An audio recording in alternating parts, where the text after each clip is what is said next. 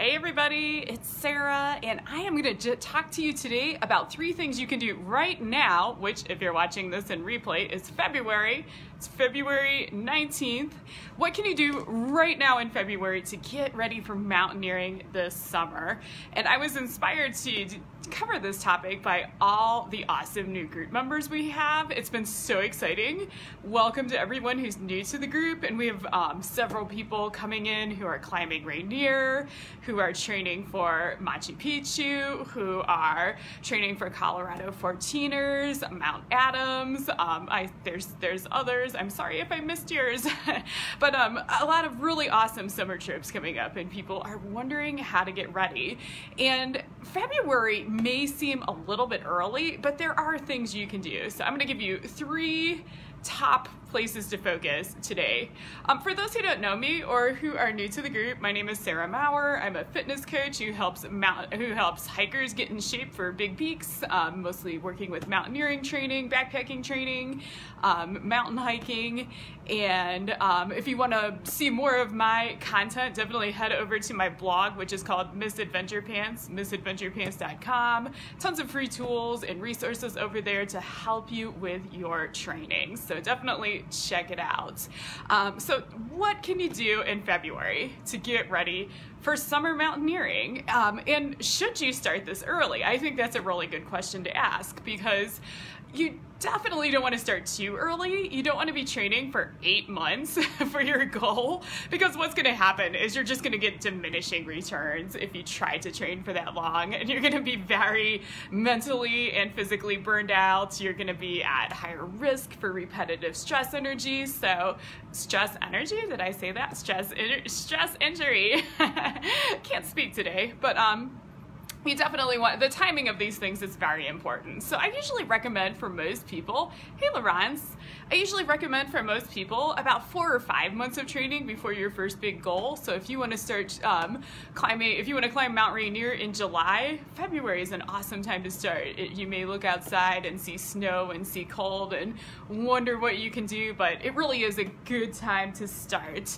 The earlier you start training, the earlier you can climb. So if you start now, you could do a big climb, potentially be ready to do a big climb in June or July. You might be able to climb more. If you can do your first climb in June, maybe you can go and do something cool in August too, because you're already in shape and you're just working to maintain, which is really nice. And then also the timing is often really good to start in winter, and I'll tell you why. There are some training activities that are best done in the gym, and if you can do them now in the gym while the weather is crappy and kind of maximize this time where it's harder to get outside, it's a really good idea to do it. So I'm going to include that in my 3 tips for you today. So 3 tips, what should you be doing in February to train for mountaineering in July, for example? Number 1, start building your aerobic base. So what that is that people call it the long, slow distance training. I like to call it moderately paced training. And it's when you're out exercising, doing your cardio at a steady state. You're not doing intervals. You're just out there, kind of at a slow to moderate pace, conversational pace, doing longer workouts and doing as many hours of that kind of exercise each week. Not as many as you can, but starting to build those up. So for example, you might do 5 hours of long, slow distance aerobic base workouts, and then the next week you might do 6 hours, 7 hours. Usually you cycle it, so every 4 or 5 weeks you get a rest week. But basically you want 80% of your training hours whenever you're training for mountaineering to be that sort of training. Maybe if you're a runner, you go out and you do a nice hour-long run at an easy, it's gonna feel pretty easy, conversational pace. Your training hikes count in that. If you can go out and hike for a couple of hours, I know it's cold and gross out, but this is actually a good time to start getting out for the shorter hikes, so you'll be ready for longer hikes when it gets warmer. Those are the kind of workouts I'm talking about. You can be when you're building your aerobic base, one thing that's really cool about it is they don't have to be super specific. So if you enjoy doing cycling, or, you know, if you have a way to, what was I gonna say? It was swimming, rowing on the exercise machine, climbing on the stair climber, whatever you enjoy, and you can actually mix it up quite a bit. Any of these things will work for this. What I don't want you to do, and kind of the trap that a lot of people fall into, and this is very easy to do right now because things like CrossFit are in vogue, is to go out and do CrossFit every day and be like, yeah, now I'm gonna climb Mount Rainier. And the problem with that is you're not building your aerobic base. CrossFit is great if you are trying to lose weight, if you are trying to get lean, if you are trying to have a very high VO2 max lactate threshold, and it can be a good supplement to your mountaineering training, but I don't want you to rely on that entirely or even mostly. And I think about your mountaineering as you're running a marathon. You would not go to CrossFit class every day. It lasts for maybe an hour. You're doing cardio for a fraction of that, even though it's really intense. You're not really doing sustained cardio. You're probably, even if you do like CrossFit every day for a long time, not gonna be able to go out and run 26 miles, or you could try, but it's probably gonna be like super, super painful. So same thing with mountaineering. You have to, you know, have lots of hours of long, slow distance to really build up you're recruiting muscle fibers, you're recruiting a certain kind of muscle fibers, you're developing muscular endurance, and doing all kinds of things that really don't necessarily happen during more intense exercise. So long, slow distance, very, very important. It also takes a long time to develop that kind of fitness, so start early. February is not too early to start. It's actually one of the types of exercise that's not real hard on your body, so definitely go out there and get started building some aerobic base. So that's number one. Number two, I really want you to look at your functional fitness. And what that is things like your range of motion, your movement patterns, your balance between your muscles. You want your body to just be very balanced, very functional, moving very nicely before we start doing the hard work of lifting heavier weights. So some things to look for. First of all, left and right muscle balance. It's kind of normal for people to get stronger on one side, especially if you were training really hard last year and haven't really, you know, done any corrective exercise over the off season. It's normal to get really strong on one side and weak on the other side, and that can actually cause you to have all kinds of problems and can make you more prone to injury. So unilateral exercises, instead of doing a deadlift, like a standard deadlift, maybe you do a one-legged deadlift or one-legged squat, so you can work both sides of the body, give each side of the body what it needs.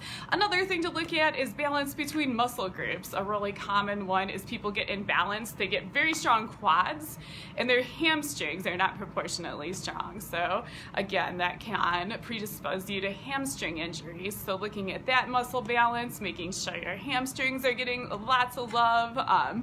And movement patterns is another one. If you are going to be training for mountaineering and you are new to weightlifting, I definitely recommend that you spend it's a good investment to work with a personal trainer in your area for a couple of sessions so that they can make sure that you are lifting correctly, that your muscles, they can also give you some tips about muscle balance, they can do some assessments with you, and they can especially check your form to make sure that your movements are not, they're functional, they're balanced, and that you're not, as soon as you put resistance on, you're not going to train dysfunctional movement patterns into your body. We definitely don't want to do that. So this is a great time to do that. If you've never lifted weights, or if you're a little hazy about what proper form is, definitely think about investing in a professional to take a look at that and give you some education. And really, it shouldn't take more than a couple of sessions.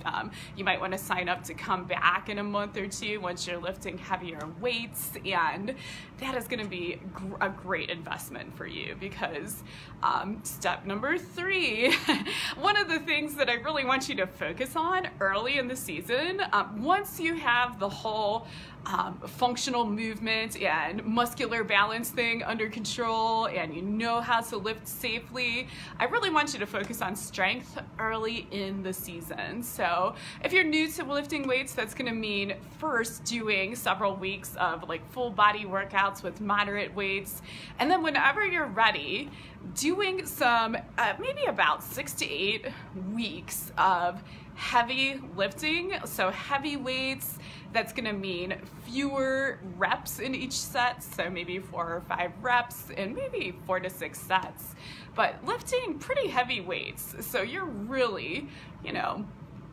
pushing your body, you're making it pretty tired, and what you're doing is you're actually recruiting muscle fibers that you're going to be using to with your legs to push your body up the mountain, and with your core and your upper body and shoulders to hold a heavy pack.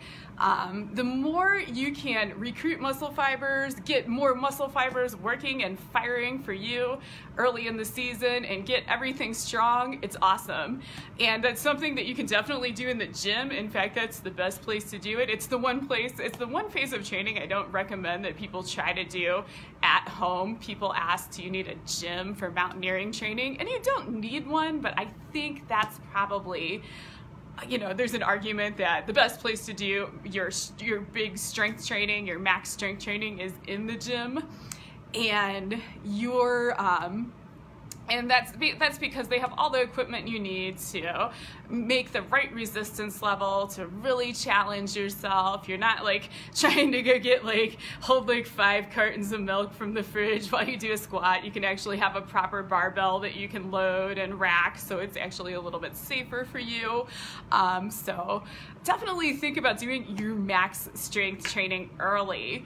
That allows you, as soon as the weather is better, that allows you to really focus on muscular endurance, which you can do outside with a heavy backpack.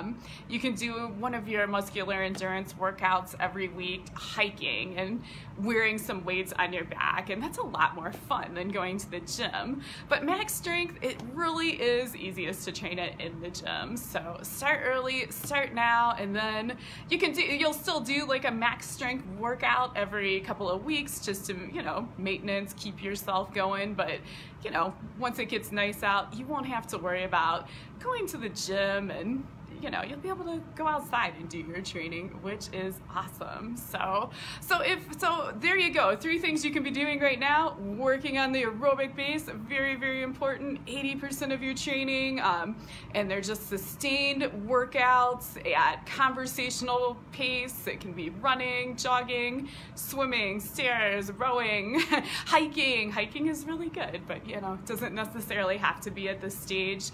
Just doing, and every week, doing more hours of that and starting to build that up. And then step 2, body balance and functional movement. So, you know, making sure that you use proper movement patterns whenever you're doing your strength training, making sure you're balanced side to side and balanced in your opposing muscle groups, especially the quads and the hamstrings. That's one that tends to give people trouble. And number 3, try to get your strength training, especially your heavy lifting, your max strength training, try to get that done early if you can, so then you can really focus more on working out outside, and you can actually kind of say goodbye to the gym once that's done for the rest of the year. So if you're wondering how to put all this together, I do have a mountaineering training plan. It's called the Mount Rainier Training Plan. It is specifically written for people who are going to Mount Rainier, but can definitely be adapted for people who are climbing similar mountains where you're maybe going to be carrying a heavy pack for 1 night or 2 and climbing up significant elevation gain. So I will drop a link to that down below. Check for it as soon as they get off this video. And thank you so much for watching, and welcome all our new people. It is so exciting to have all these new faces, these new voices in the group. So hope you'll be chatting with us and participating a whole bunch. And yeah, thanks for watching. Take care.